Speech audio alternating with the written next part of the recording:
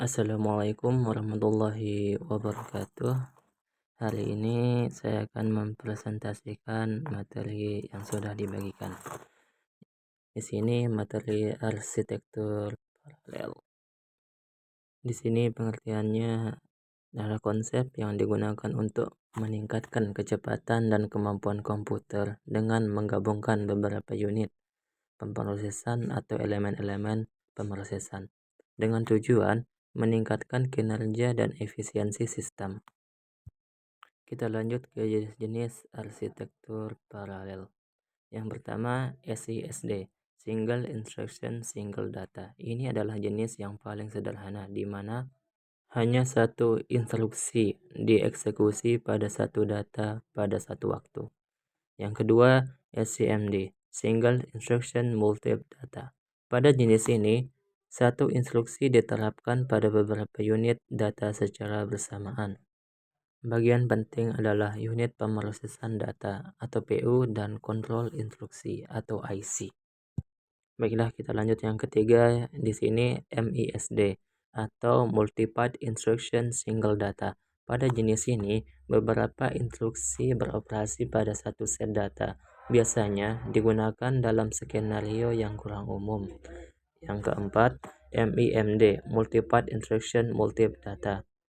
Arsitektur ini melibatkan beberapa unit pemrosesan yang dapat menjalankan instruksi yang berbeda pada data yang berbeda secara bersamaan. Ini adalah salah satu yang paling umum dalam komputasi paralel. Bagian penting termasuk PU dan jaringan komunikasi antar PU. Selanjutnya kita ke kelebihan arsitektur paralel. Yang pertama, kinerja yang tinggi.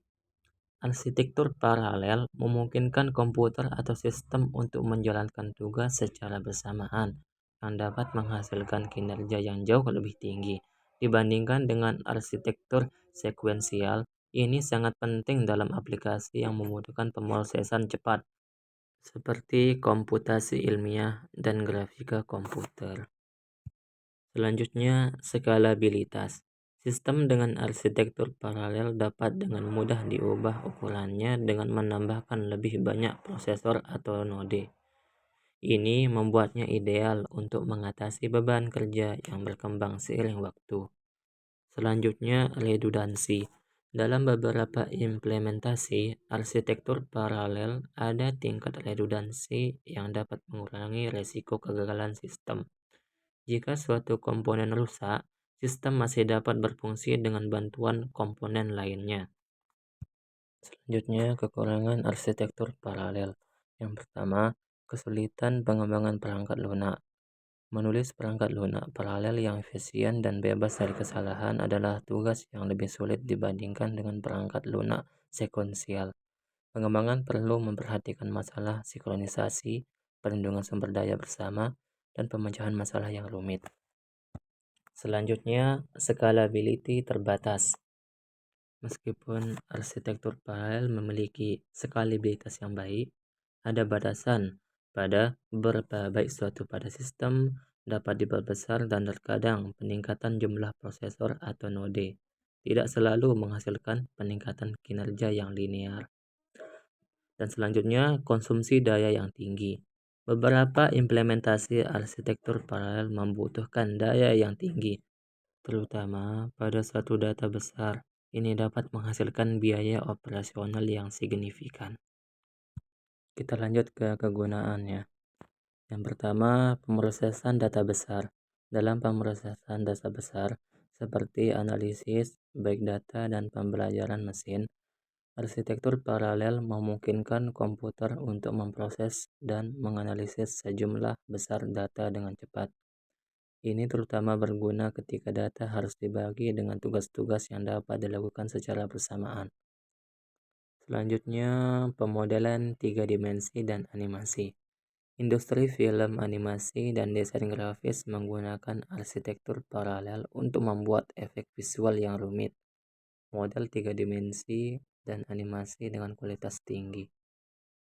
Selanjutnya, simulasi dan modelisasi. Dalam penelitian ilmiah dan rekayasa, arsitektur paralel digunakan untuk menjalankan simulasi yang rumit dan model matematika. Contohnya termasuk simulasi cuaca, simulasi dinamika, molekuler, dan pemodelan struktur material. Yang selanjutnya, render grafis.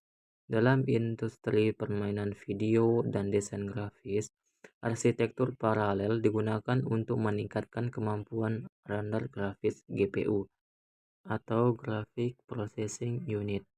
Adalah contoh yang baik dari arsitektur paralel yang digunakan untuk rendering grafis 2 dimensi dan 3 dimensi yang kompleks.